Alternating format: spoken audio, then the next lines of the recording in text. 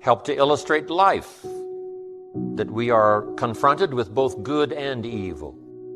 Is that the way it should be? You got to ask somebody a little higher up than me. We could get into probably a pretty great debate. Would there be good without evil? Here's the best answer I've got. It doesn't seem like it. It seems like it takes the contrast to make a scenario, to make an adventure. Now remember, we didn't set it up, but here's what seems to be the setup. Opposites in conflict. That seems to be the setup for a human adventure. One contesting against the other, vying for the territory. Would there be light without darkness? We probably wouldn't call it light. What gives us the value of one is the contrast of the other. But darkness is always trying to move in and take all the territory. But if you turn on the light, its energy starts to repel darkness. Darkness begins to move away. And the brighter the light, the further away the darkness must move. If you walk into a dark room and turn on the light, the darkness is what? Gone. But here's the point to remember, not very far. The darkness seems to be, yes, it's gone, but it's waiting for its chance. That if light loses its energy, darkness has a chance not to move back in. The better realistic illustrations, and that's health and illness at odds in your body. Illness trying its best to drive health into a small corner and occupy the territory. And health trying what? To push illness into a small corner. There's this contest going on. Who's going to occupy the territory? If one stays strong, the other's diminished. If the other gains in power, then the other is diminished. So what you must learn to do is cooperate with the positive side of everything in your body and your life. Sometimes we sabotage our own best interest. The body needs a banana, you send it a Coca-Cola. And the body says, what is the deal here? I'm health trying to drive illness into a small corner. I ordered a banana, you send me a Coca-Cola. So the body could rightfully say what? Whose side are you on? Give us a break here. We need every tool we can get to keep illness at bay. Because if we get weak, I'm telling you, it moves in, takes the territory. So we're in the middle of this contest, and here's what it's called, opposites in conflict. Here's one of the bigger conflicts, liberty and tyranny. Liberty is the absence of tyranny. But even though tyranny is conquered, it's not very far away. The same goes on in your bloodstream. Red corpuscles to nourish like a mother and give life. White corpuscles to fight and kill like a father. White corpuscles say, just show me some infection, I'll kill it. If I don't kill it, what? It killed you. Somebody's gonna get killed. In this contest, right?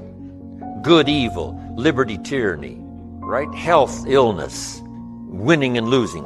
There's the struggle going on. But here's the key. It's the only way, it seems, it's the only way to create a human adventure. There doesn't seem to be any other way, currently. Now some speak of a new heaven and a new earth, and maybe the whole arrangement will be different. Could very well be, but in this current experience, it seems like to create an adventure, to create a unique human scenario, we need opposites in conflict. And that's the deal. You've always got to draw a line somewhere and tell illness, hey, you can't have any more. You've got to throw up the barriers, draw a line in the sand. Tyranny cannot be rehabilitated. Tyranny can only be restrained. We must play this game. We must fight this game. But here's what it creates, a great adventure. Let me give you the ultimate now. Could you win if you couldn't lose? And the answer is no, it doesn't seem like it. You couldn't call it winning. You can't win if you couldn't lose. So that's the deal now. Negative, positive. Would there be negative, positive without negative? No, it doesn't seem like it. It seems like this is the current setup, for the foreseeable future. It looks like it's been that way as long as we can remember and as long as the history tells us. So here's what you want to do if you want the adventure. You must learn to play this game, to work with all the positive forces to defeat the negative forces as early and as soon and as much as possible, to contain the ravages of disease that want to take you early. You got to fight back. You can't just leave it. Somebody says, well, I got my fingers crossed. Not a good philosophy. Jump on the positive side of whatever you want and see if you can't help out in this warfare, in this push-shove match. That's the key. Don't neglect a new life if you've started a new life. What if you said to a brand new mother, "Where is your baby?"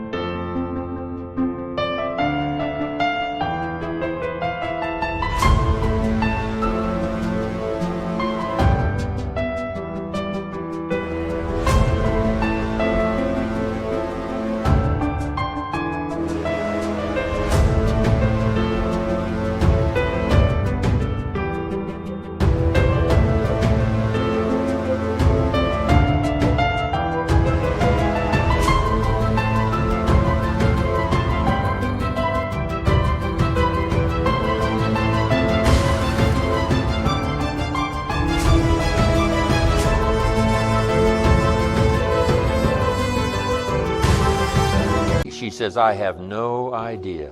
You would say, "No, that isn't right."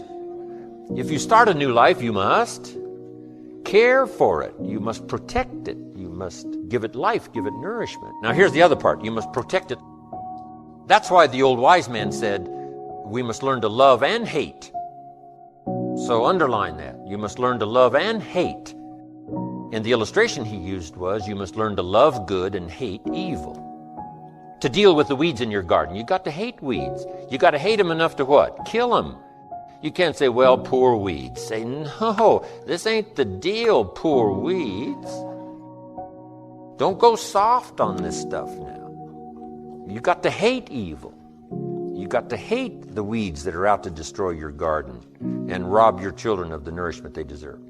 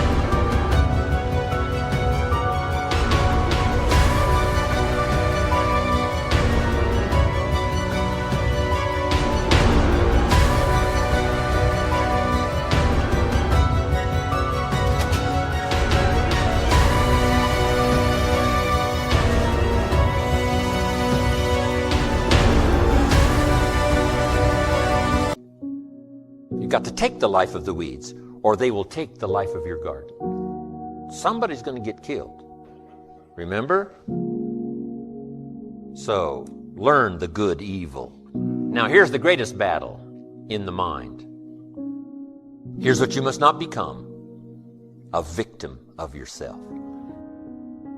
What is that insidious voice inside your own head that says, you're too short, it'll never work for you, you're too tall, right? It's over for you, right? It's never worked for you before. What gives you any idea that it'll work for you now? You've never been able to rise up and take charge of your life. What makes you think you can do it now? There's going to be too many obstacles out there. You'll never overcome them all. What is that insidious voice? It's the same game going on inside your head that's going on in the world. Liberty and tyranny in a push-shove match. And here's what you've got to do. Cooperate with the positive side of your life and let faith drive out doubt, right? Let winning drive out losing. Let positive drive out negative. But you've got to get into the contest. And why get into the contest? Because that's how you create an adventure. There is no other way. It takes both. You've got to learn to laugh, yes, but that's not what the wise men only said. You can't just learn to laugh and keep on laughing. No, that's silly. It says there's also a time to cry. You've got to learn to both laugh and cry. Then it said you must be so sophisticated as not to laugh when it's time to cry. That now gives you an understanding of what life is all about. Sadness and joy, the contest, the difference. And yet it creates the adventure. It takes both to create it.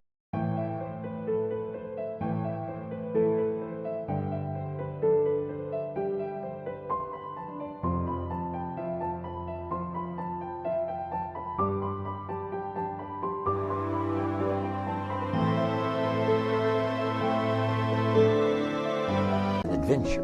But here's the adventure: to overcome the evil, to put evil in its place. Just like in your mind, you got to stand guard at the door of your mind and see if you can't suppress, see if you can't do battle with the negative forces. Don't become a victim of yourself. Beware of the thief on the street that's after your purse, but also beware of the thief in your mind that's after your promise. And see if you can't engage in this mental contest and win the day.